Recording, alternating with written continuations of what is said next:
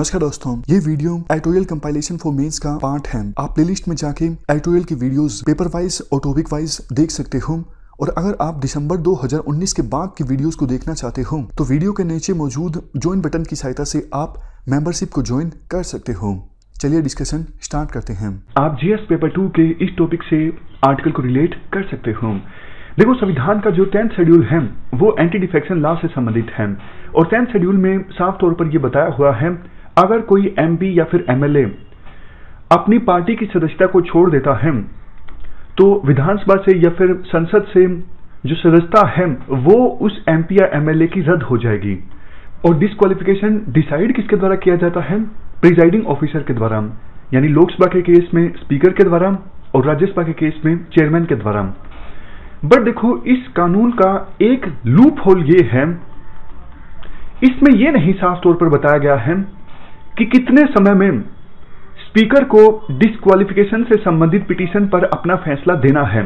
यह बहुत बड़ा लूप होल है। उम्मीद यह की गई थी स्पीकर जो है वो पार्टी लाइन से हट के निष्पक्ष होके इस प्रकार के पिटीशंस पर अपना फैसला लेंगे। बट देखो, ऐसा हो नहीं सका। स्पीकर भी most of the times ruling party के सदस्य होते हैं, तो वो निष्पक्ष होके डिस्क्वालिफिकेशन से संबंधित पिटीशंस पर अपना फैसला दे नहीं पाते, वो रूलिंग पार्टी को ही सपोर्ट करते हैं। और चूंकि इस कानून में साफ तौर पर यह नहीं बताया गया है कि स्पीकर कितना समय ले सकते हैं पिटीशंस का निपटारा करने में, तो स्पीकर सालों साल पिटीशंस पर बैठे रहते हैं। जैसे अभी चुनाव हुए और ऑपोजिशन की पार्टी का कोई सदस्य एमएलए ज्वाइन कर लेता है रूलिंग पार्टी को, तो देखो, होना तो ये चाहिए कि एंटी डिफेक्शन लॉ के अकॉर्डिंग साफ साफ उस सदस्य की जिसने रूलिंग पार्टी को ज्वाइन किया है, पहले ऑपोजिशन पार्टी का था, उसकी सदस्यता रद्द हो जाए। लेकिन अब चूंकि रूलिंग पार्टी को ज्वाइन किया गया है उस सदस्य के द्वारा और स्पीकर भी पहले रूलिंग पार्टी के थे, तो उनके द्वारा उस पिटीशन का जल्दी से निपटारा नहीं किया जाता। 5 साल जब पूरे होने को आते हैं तब जाके स्पीकर कोई फैसला देते हैं, लेकिन तब तक बहुत देर हो चुकी होती है। मतलब एंटी डिफेक्शन लॉ का जो इंप्लीमेंटेशन है वो ठीक से नहीं हो रहा है। देखो, एक और चीज, जब ये एंटी डिफेक्शन लॉ आया था तब ये कहा गया था कि स्पीकर का जो फैसला है एंटी डिफेक्शन लॉ से संबंधित केसेस में वो अंतिम है। स्पीकर के फैसले को सुप्रीम कोर्ट में चुनौती नहीं दी जा सकती। बट 1992 का जो किहोतो होलोहान का केस था, यहां पर देखो, किहोतो होलोहान केस 1992, इस केस में सुप्रीम कोर्ट ने कहा कि स्पीकर का जो फैसला है डिफेक्शन से संबंधित पिटीशंस पर वो अंतिम नहीं है। स्पीकर के फैसले को अदालत में चुनौती दी जा सकती है, मतलब स्पीकर के डिसीजन को जुडिशली रिव्यू किया जा सकता है। ऐसा बोला गया था सुप्रीम कोर्ट के द्वारा किहोतो होलोहान केस में।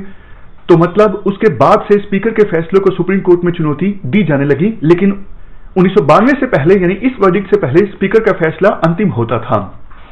लेकिन देखो, एक और क्वेश्चन इमर्ज होके आया, क्या सुप्रीम कोर्ट आदेश दे सकता है स्पीकर को कि आप इतने समय के अंदर अंदर डिस्क्वालिफिकेशन से संबंधित पिटीशन का निपटारा कीजिए? क्या यह कानून के अंदर आता है या फिर नहीं आता है?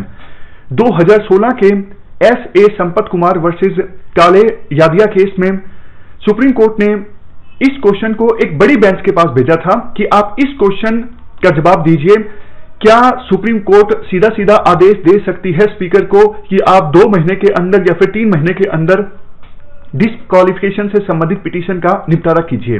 तो अब सुप्रीम कोर्ट की लार्जर बेंच ये डिसाइड करेगी। बट मीनवाइल क्या हुआ है? मीनवाइल ये हुआ है, मणिपुर असेंबली के एक एमएलए श्याम कुमार, वो कांग्रेस के थे, लेकिन रिजल्ट आने के बाद वो शामिल हो गए सरकार में, यानी बीजेपी में शामिल हो गए। तो अब देखो, कायदे से आपको भी पता है एंटी डिफेक्शन लॉ के अकॉर्डिंग उनकी सदस्यता जानी चाहिए।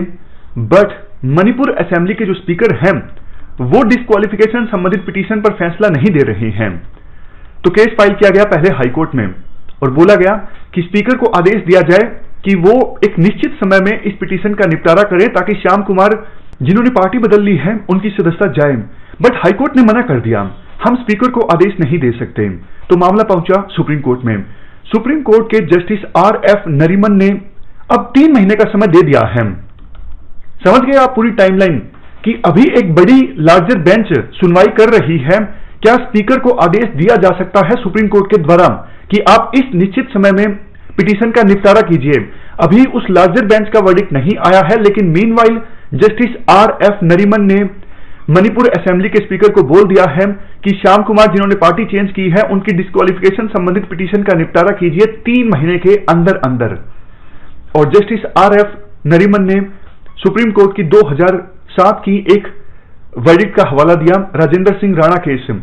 इस केस में उत्तर प्रदेश स्पीकर BSP के 13 डिफेक्टर MLAs को डिस्क्वालीफाई नहीं कर रहे थे, वो इसे स्प्लिट मांग रहे थे कि पार्टी स्प्लिट हुई है। तो आदेश दिया गया सुप्रीम कोर्ट के द्वारा कि स्पीकर जो है वो फेल हो गए हैं अपनी ज्यूरिडिक्शन को एक्सरसाइज करने में। तो ऐसी सिचुएशन में हमारे द्वारा इंटरवेन किया जा सकता है।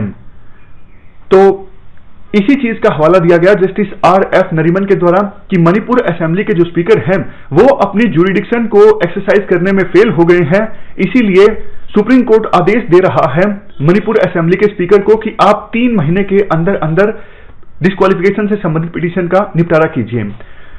इसके साथ साथ देखो सुप्रीम कोर्ट ने एक बहुत बड़ी बात बोली इसी केस में कि स्पीकर निष्पक्षता से अपना काम नहीं कर पाए हैं डिस्क्वालिफिकेशन से संबंधित पिटीशन का निपटारा करने में, तो अब आवश्यकता आन पड़ी है कि पार्लियामेंट एक परमानेंट और इंडिपेंडेंट ट्रिब्यूनल इस्टेब्लिश करे जो कि डिस्क्वालिफिकेशन से संबंधित पिटीशन का निपटारा कर सके। क्योंकि देखो एंटी डिफेक्शन लॉ हमारे डेमोक्रेसी की प्रॉपर फंक्शनिंग के लिए बहुत ज्यादा इंपॉर्टेंट है, क्योंकि अगर एंटी डिफेक्शन लॉ को ठीक से इंप्लीमेंट नहीं किया जाता है तो फिर आपने देखा किस प्रकार से कर्नाटक में इंस्टेबिलिटी रही या फिर गोवा में इंस्टेबिलिटी रही, ऐसा बहुत से राज्यों में देखने को मिलता है। तो इसीलिए एक परमानेंट और इंडिपेंडेंट ट्रिब्यूनल इस्टेब्लिश किया जाए जो स्पीकर के बजाय एंटी डिफेक्शन से संबंधित पिटीशंस का निपटारा करे। इस डिस्कशन में फिलहाल इतना ही है। Thank you very much for discussion.